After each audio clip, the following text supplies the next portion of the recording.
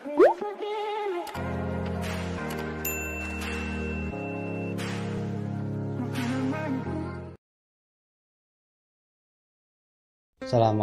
warahmatullahi wabarakatuh. Selamat pagi, siang, sore, dan malam pada sahabat-sahabat semua.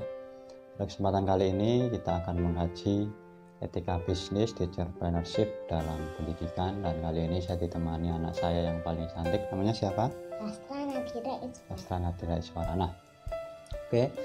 Beberapa video yang lalu kita sudah membahas banyak aspek, dan tema kali ini adalah etika bisnis seperti profesi atau pekerjaan lainnya, bahwa sebuah pekerjaan itu harus punya yang namanya etika, ya, norma ataupun aturan. Nah, tidak hanya wartawan dilindungi kode etik jurnalistik atau undang-undang pers, namun hakim, dokter, guru termasuk dilindungi oleh undang-undang. Salah satunya dalam konteks ini adalah entrepreneurship yang memiliki beberapa kode etik yang itu berangkat dari Undang-Undang Guru dan Dosen tahun 2005. Secara definitif, apa sih etika bisnis itu? Jadi kalau kita merujuk pada pendapatnya Zimmerer, itu sebenarnya sebuah kode etik ataupun peraturan yang wajib dilakukan atau dipatuhi seorang guru atau dalam konteks ini adalah pengusaha agar mencapai tujuan dalam konteks usahanya. Karena ketika nanti guru masuk ke dalam ranah entrepreneurship atau wirausaha, tentu dia tidak bisa melepaskan kejadian ataupun pekerjaan pokoknya, yaitu menjadi guru itu sendiri. Jadi secara definisi sih itu, dan berangkatnya ini tentu dari Undang-Undang Guru dan Dosen, ya, karena teacher lebih utama daripada entrepreneurship. Dalam konteks ini tentunya teacher itu guru yang wajib, dan entrepreneurship ini sebenarnya hanya kompetensi tambahan atau sunnah, ya. Nah, pertanyaannya, mengapa seorang guru dalam konteks entrepreneurship harus memiliki atau mematuhi kode etik? Nah, yang pertama, guru ini sosok yang wajib digugu dan ditiru dalam konsep Belajar Dewantara. Kemudian yang kedua, dia pekerjaannya dilindungi oleh undang-undang. Jadi profesi guru itu memang profesi yang mulia selain wartawan, hakim, dan lain sebagainya, ya. Kemudian yang ketiga, ada sebuah kode etik yang wajib dipenuhi atau dilakukan oleh seorang guru dan tenaga kependidikan, atau tenaga pendidik dan tenaga kependidikan. Berikutnya adalah menjadi guru itu wajib, sedangkan entrepreneurship itu sunnah. Yang terakhir, ketika guru itu tidak mematuhi kode etik dalam praktik berbisnis atau entrepreneurship-nya, maka nanti akan kebablasan. Dia lupa tugas pokoknya menjadi teacher, malah cenderung atau lebih mementingkan entrepreneurship-nya. Artinya harus kembali kepada tugas pokok wajibnya, yaitu menjadi guru sesuai Undang-Undang Guru dan Dosen. Menjadi teacher wajib, entrepreneurship itu hanya tambahan, sunnah sebenarnya. Jadi itu kira-kira mengapa guru harus mematuhi kode etik entrepreneurship yang ini integral dari Undang-Undang Guru dan Dosen.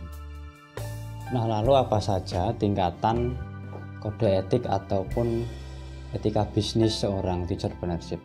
Yang pertama sebenarnya mengacu pada hukum, ya, artinya hukum ini bersifat normatif, regulasi normatif yang ini tentu berangkat dari Undang-Undang Guru dan Dosen. Misalnya guru tidak boleh menjual barang-barang terlarang, narkoba, perjudian, phishing, dan sebagainya. Kemudian kebijakan ataupun perlu adanya regulasi dari sekolah. Misalnya dalam suatu sekolah baik MI maupun SD nanti perlu adanya regulasi bisnisnya, itu ranahnya apa saja, apa yang boleh dilakukan oleh guru atau yang dilakukan oleh sekelompok guru, baik nanti include di dalam biasanya kantin ataupun koperasi, itu kira-kira bagaimana. Dan yang terakhir adalah moral ini maksudnya sebuah kode etik dari individu pribadi seorang entrepreneurship atau guru itu sendiri. Jadi ada 3 cakupan tingkatannya, ya. Yang pertama umum, bersifat hukum yang berangkat dari hukum formal maupun non formal ataupun hukum formal di Indonesia, yang itu berangkat dari Undang-Undang Guru dan Dosen. Kemudian kebijakan sekolah atau madrasah. Yang ketiga adalah moral dari sikap internal dari guru itu sendiri. Kira-kira itu tingkatan etika bisnisnya. Sebagai umat Islam tentu kita harus mengacu kepada etika-etika yang dicontohkan para nabi, dan utamanya Nabi Muhammad SAW, dan beliau mencontohkan ada 4 aspek yang dilakukan dan sudah dirumuskan Dan itulah alasannya dulu Nabi memang seorang entrepreneurship sehingga dipercaya dan disukai oleh Siti Khadijah dan dipasrai untuk mengerjakan semua bisnis dari Siti Khadijah dalam berdagang kala itu. Yang pertama adalah sidik. Sidik ini sifat jujur. Sifat jujur ini susah sebenarnya. Minimal kita jujur dengan diri sendiri, dengan masyarakat, dan puncaknya dengan Tuhan itu sendiri. Kemudian yang kedua adalah setelah sidik, amanah. Amanah ini dapat dipercaya. Nah, ini susah. Hari ini kita krisis kepercayaan, banyak para orang yang tidak bisa dipercaya, dan itu tentu harus dihindari. Sikap yang tidak, bahasanya tidak mudah dipercaya ini susah sebenarnya. Kemudian yang ketiga adalah tablet, menyampaikan apa adanya. Misalnya harganya 5.000 ya disampaikan 5.000, untungnya 500, tidak ada masalah. Yang penting tablet ini juga menjadi instrumen penting atau etika yang harus dijalankan seorang entrepreneurship. Kemudian yang keempat adalah sidik, amanah, tablet, fatona. Fatona ini cerdas dalam arti bukan cerdik ya, tapi dia memiliki jiwa ataupun nalar bisnis yang kreatif, inovatif, dan tentunya bisa diimplementasikan ke dalam instrumen teknologi hari ini. Kalau kecerdasannya dulu hanya jual, membuka lapak, sharing ya, sekarang eranya era cyber, dan tentunya kita harus konversi ke sana. Jadi 4 etika ini tidak hanya soal etika baik buruk ya, tapi juga soal kecerdasan juga sebenarnya.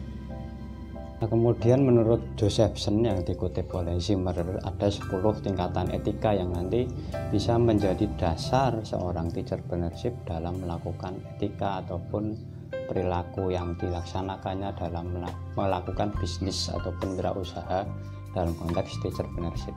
Yang pertama ternyata adalah kejujuran.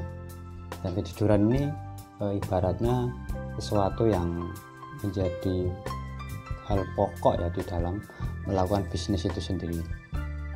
Kemudian yang kedua adalah integritas, ini juga penting. Kemudian yang ketiga adalah memelihara janji, tidak oleng ataupun tidak ingkar janji. Yang keempat kesetiaan, yang kelima kewajaran atau keadilan, dan ini adil itu juga berat ya, dan itu memang bersumber dari diri sendiri seorang pengusaha ataupun seorang yang memang menjalankan bisnis ya. Kemudian yang keenam suka membantu orang lain, ketujuh hormat, kedelapan taat hukum, kesembilan mengejar keunggulan, dan yang terakhir adalah bertanggung jawab. Jadi itu catatan di slide saya yang tentunya sudah ada di buku. Memang ini menjadi salah satu bagian dari kode etik yang bisa dikembangkan, tentunya berawal dari diri sendiri, dan syukur-syukur nanti dalam sebuah manajemen maupun nanti berwujud dalam sebuah kantin ataupun koperasi ataupun badan usaha yang dikembangkan oleh entrepreneurship itu sendiri.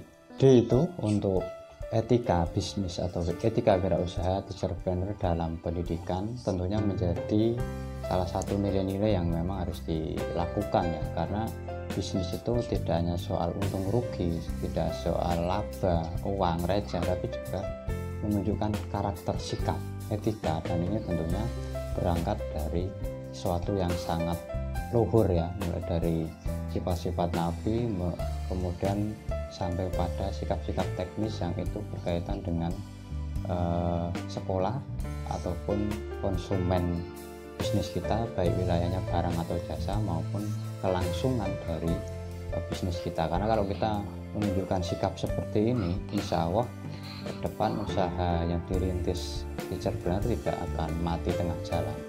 Orang boleh saja tidak jujur dengan melambungkan harga, dia untung besar, tapi hanya waktu itu saja, itu kan membunuh diri sendiri. Jadi etika ini dilaksanakan dalam rangka memperpanjang atau meramu usia bisnis kita agar usianya justru bahkan melebihi usia kita. Jadi itu kuliah entrepreneurship dasar yang bisa kami sampaikan, semoga bermanfaat, dan jika ada pertanyaan silakan di komen ya. Dan saya akhiri, Assalamualaikum warahmatullahi wabarakatuh.